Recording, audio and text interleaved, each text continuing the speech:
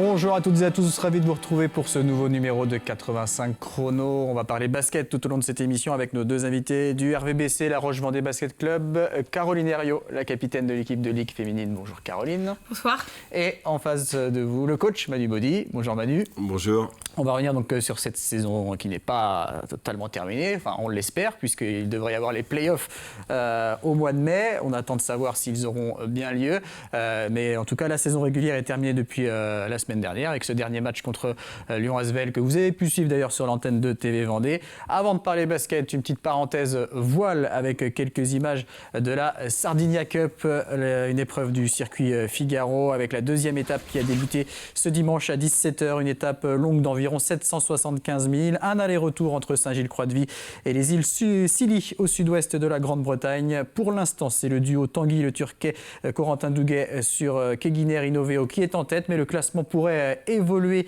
car différentes options tactiques ont été prises par les 21 équipages en course. Beaucoup ont opté pour une route beaucoup plus à l'ouest que les leaders actuels. Alors pour rappel, la première étape de cette Sardinia Cup a été remportée par Xavier Macaire et Morgan Lagravière sur le bateau Groupe SNEF. Les concurrents qui devraient boucler cette deuxième étape vendredi, donc du côté de Saint-Gilles-Croix-de-Vie.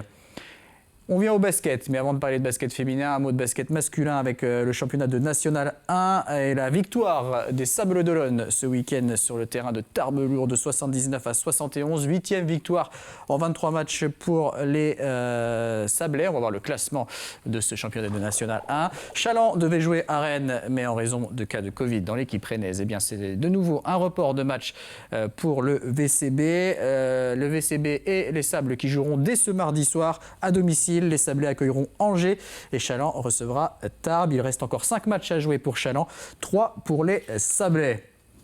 Et donc, normalement, au moins encore 2 pour le RVBC qui en a terminé avec sa saison régulière. 10 victoires, 12 défaites. Dernier match en date donc, contre l'Asvel, défaite à la Halle des Sports des Oudéry.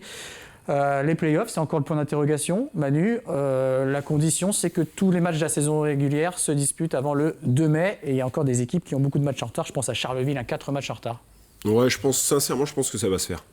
Parce que les dates taillées sont sorties, donc 4 et 8 mai. Je ne sais pas si tu as vu. Mais moi, je pense que ça va avoir lieu. Parce que Charleville, même s'il y a 1 ou 2 matchs, c'est un petit peu tendu. Je pense qu'il y a moyen de les recaler. Donc, je pense que ça va se dérouler. Caroline confiante également. En tout cas, on l'espère. On l'espère. Avec donc, comme disait Manu, quart de finale aller le mardi 4 mai. Donc ça sera à domicile pour vous, puisque vous serez a priori 7e. Pour l'instant 6e, mais il y a de grandes chances qu'au moins Charleville passe devant vous. Et ça sera face, donc a priori, face au deuxième qui pourrait être Lyon-Asvel. On va revenir sur cette saison régulière, 10 victoires, 12 défaites. Saison très particulière, forcément. Déjà, sans trop parler du sportif, des résultats, comment vous l'avez vécu? Je vais peut-être demander à Caroline d'abord. Cette saison, donc entièrement à huis clos, pratiquement. Et donc avec des matchs reportés, etc. Comment vous avez vécu ça? Ça a été assez compliqué. Je parle psychologiquement, je pense que toutes les joueuses te diront ça, que ça a été assez compliqué, parce que c'est vrai qu'on est passé par des phases où, comme le début de la phase retour, on a enchaîné 6 matchs en 2 semaines, en 3 semaines. Et on a eu des phases sur la première phase où on a joué 3 matchs en 1 mois et demi, ce qui nous faisait jouer toutes les 2 semaines. Donc c'est vrai que ça a été très très compliqué de trouver du rythme cette saison. Mais voilà, ce que je dis toujours, faut relativiser. On a pu jouer, pu jouer. Donc voilà, même s'il y a la frustration d'avoir joué avec eux, bien sûr.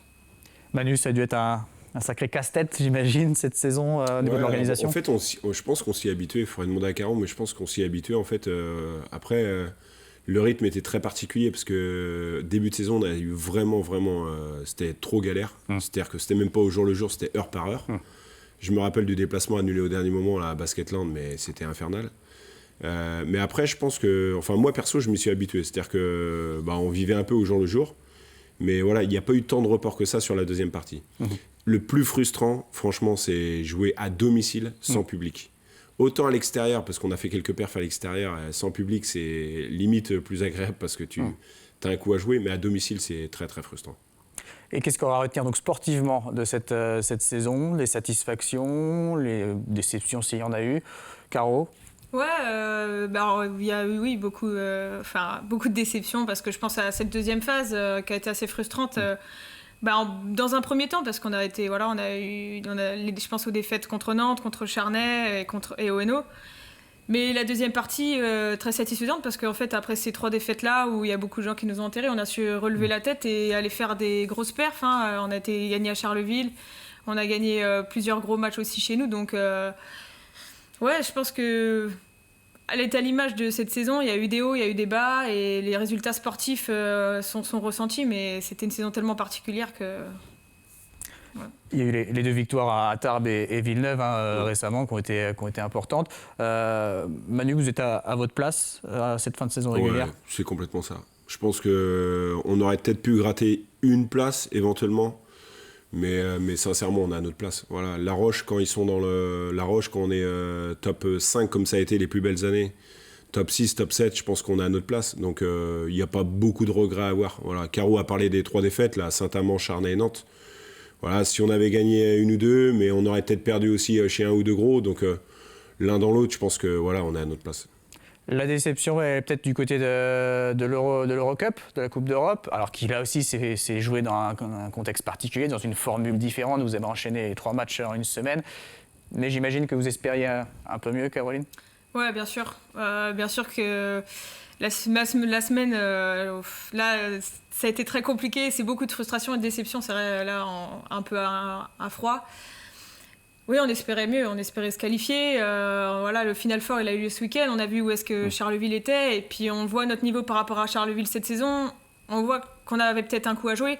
Après, je pense que c'est tombé au mauvais moment. Peut-être que si ça s'était joué, allez, il y a 2-3 semaines, vu nos résultats des dernières semaines, on aurait mérité mieux, je pense. Donc, ouais, un peu de frustration et de déception, ouais.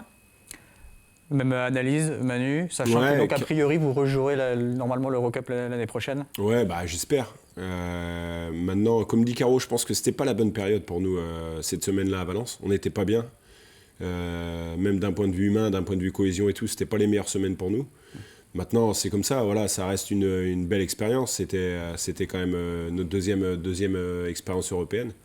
Donc bon, on va y retourner une 3e fois, en espérant faire mieux sur la saison prochaine.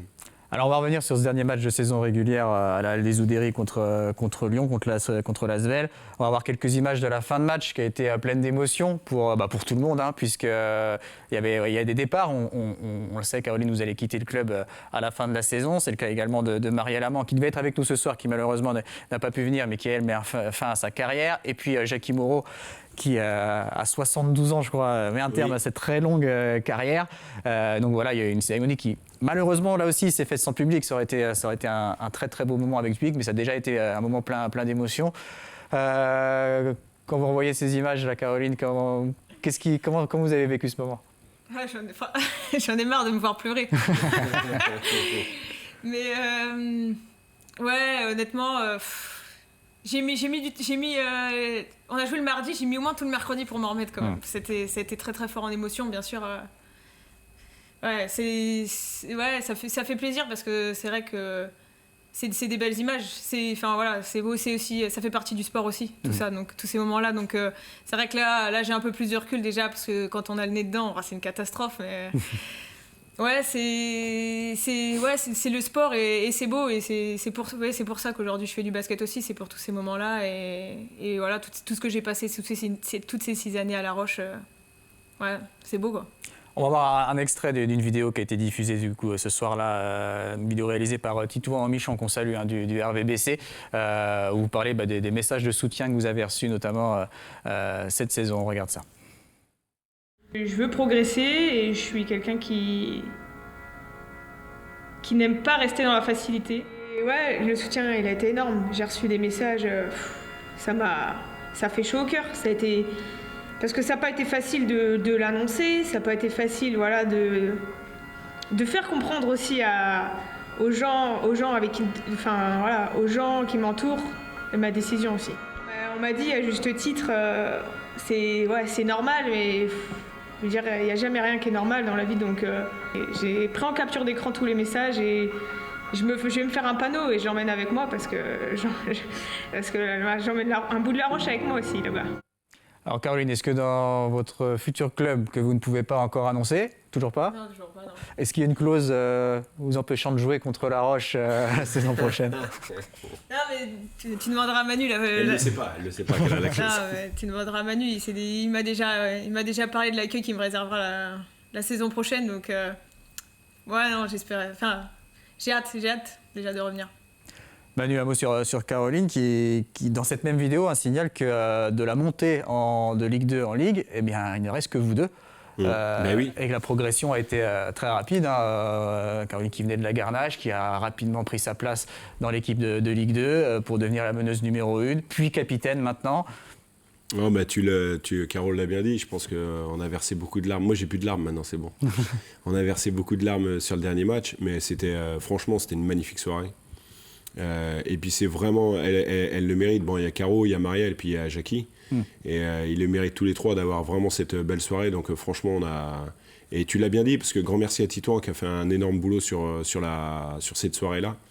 Et on a eu une soirée vraiment en termes d'émotion qui était extraordinaire. Donc ce qui est dommage, c'est encore une fois, c'est le public. Mais voilà, bon, bah, Caro, d'abord, elle le sait, on a vécu des moments extraordinaires. Toute la montée en puissance en fait, du RVBC, elle s'est faite avec elle. Parce qu'elle est arrivée, elle était 10e au départ sur un projet Ligue 2. Et elle a franchi les étapes et tout au long avec nous, avec moi. Donc, bon, bah voilà, moi, franchement, je suis fier d'elle et je suis fier du parcours à La Roche. Et puis, elle le sait, après, derrière, c'est tellement une compétitrice, une challengeuse qu'elle va y arriver, tu vois. D'abord, où qu'elle soit, elle y arrivera parce qu'elle a tellement envie que voilà, c'est une fille en or. Donc, plein de bonnes choses pour elle, mais elle le sait d'abord. Donc, on va la retrouver d'abord vite. Oui. Autre départ, donc on l'a évoqué, celui de Marielle Amand, qui elle met fin à sa carrière, à qui il restait encore une année de contrat à La Roche. On va là aussi voir l'extrait d'une autre vidéo réalisée pour célébrer ce départ et cette grande carrière de Marielle Amand. Je suis émue parce que je me dis, voilà, je n'imaginais pas finir comme ça. C'est vrai que j'ai signé 2 ans à La Roche. J'avais donc encore 1 an de contrat.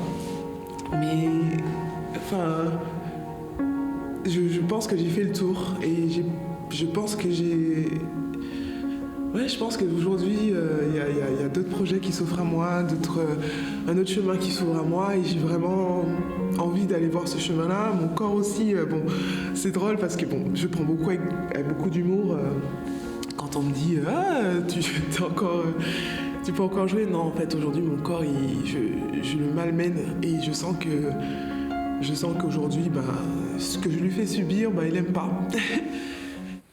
Ça, Manu, voilà, c'est la principale raison de cet arrêt, c'est que voilà, le corps dit stop du côté de Marielle. Ouais, et puis bon, elle a fait une carrière extraordinaire. Donc, elle a fait une longue carrière, parce qu'elle avait commencé tôt, Marielle. Donc voilà, son corps lui dit stop. Bon, c'est fille extraordinaire, elle nous a apporté tellement que voilà, moi quand elle m'a annoncé ça, j'ai été très surpris et puis voilà, j'étais comme elle, j'étais en larmes parce que elle nous a tellement apporté et elle nous a tellement fait de bien dans son leadership. Voilà, c'est un immense regret, mais en même temps, c'est une grande fierté de la voir finir ici parce que c'est quand même une ancienne internationale, donc on n'en a pas eu beaucoup nous à La Roche des internationales, donc voilà, de la voir finir comme ça, bon voilà, c'est une belle image, quoi.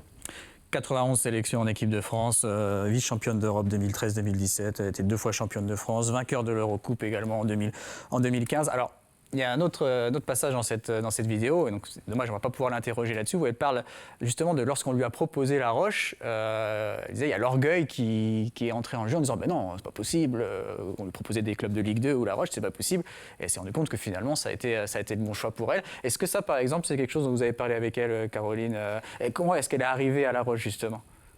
Alors, c'est vrai que quand elle a dit cette phrase, il faut que je lui pose la question.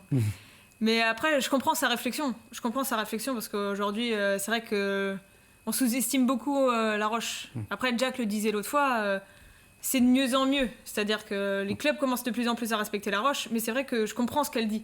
C'est que La Roche, on est un jeune club en Ligue féminine finalement. Donc, il faut le temps de prouver qu'on a le niveau. Et c'est vrai que, vu la carrière de Marielle, on peut faire la réflexion à l'inverse. Moi, quand Manu m'annonce qu'il a signé Marielle, je dis mais c'est pas vrai, c'est pas possible, on n'a pas signé Marielle Amand à La Roche-sur-Yon.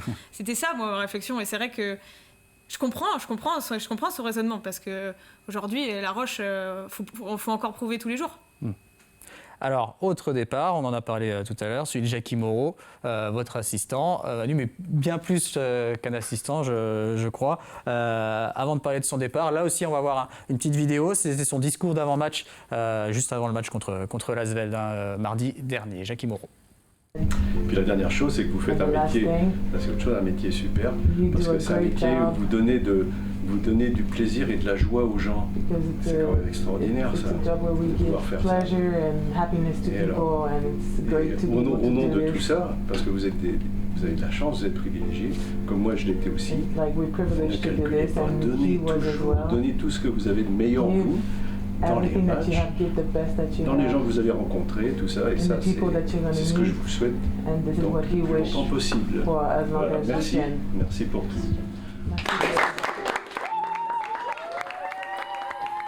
Et on entend en fond la traduction, je crois que c'est Soana Lucet qui traduit en anglais pour notamment les joueuses américaines. Vous avez dit après le match de mardi, Manu, je perds ma fille avec le départ de Caro, je perds ma sœur avec le départ de Marielle, je perds mon père avec le départ de Jackie. Bah ouais, je trouve que c'était une belle phrase pour vraiment dire un peu ce que j'avais sur le cœur par rapport à eux, parce que c'est des personnes qui ont vécu, on a vécu des choses extraordinaires. Et Jack m'a beaucoup appris, mais pas qu'en tant qu'entraîneur, en tant que personne, en tant qu'homme. Et c'est quelqu'un qui est il a quand même 22 titres. On a fait le calcul. Vous avez calculé. On a fait une petite demi-journée cohésion un petit peu. Et puis il y avait un quiz. Il a remporté 22 titres. Et ce gars-là, il s'est jamais vanté. Et il le sait pas combien de titres il a gagné. Il sait que les finales d'Euroleague, il en a joué 4, il en a gagné 2. Mais jamais il va se mettre en avant. Jamais il va être un petit peu plus haut qu'un autre. Et moi, je garderais ça de Jackie, c'est-à-dire qu'il est tout le temps resté humble. Et c'est un grand personnage du basket français qui se retire, mais il a d'une humilité incroyable. Et donc, moi, je vais garder ça. C'est-à-dire que il sera tout le temps resté comme ça. Et c'est un personnage extraordinaire. Rapidement, Caroline, pour parler de la suite, donc il y a ce nouveau club pour la saison prochaine. Mais est-ce que, comme tous les ans, vous allez prendre 3 jours de vacances seulement pour continuer à faire du basket tout l'été, du 3-3 où ça en est justement quelles sont les prochaines échéances? Le 3-3, avec l'équipe de France, il va y avoir sûrement des stages. Alors déjà, il y a un stage pour préparer le TQO qui a lieu à partir du 20...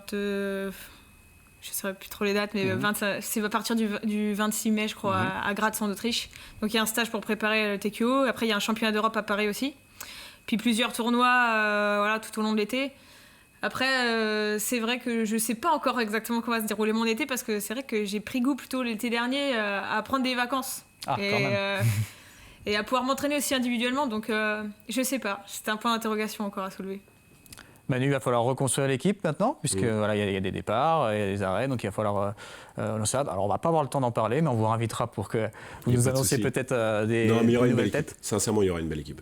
C'est déjà bien avancé. Oui, c'est déjà bien avancé. Et La Roche va rester un gros club. C'est une bonne nouvelle. Merci beaucoup en tout cas d'être venu nous rendre visite. Et moi je vous donne rendez-vous jeudi soir pour un nouveau numéro de 85 Chrono. Très bonne soirée à tous.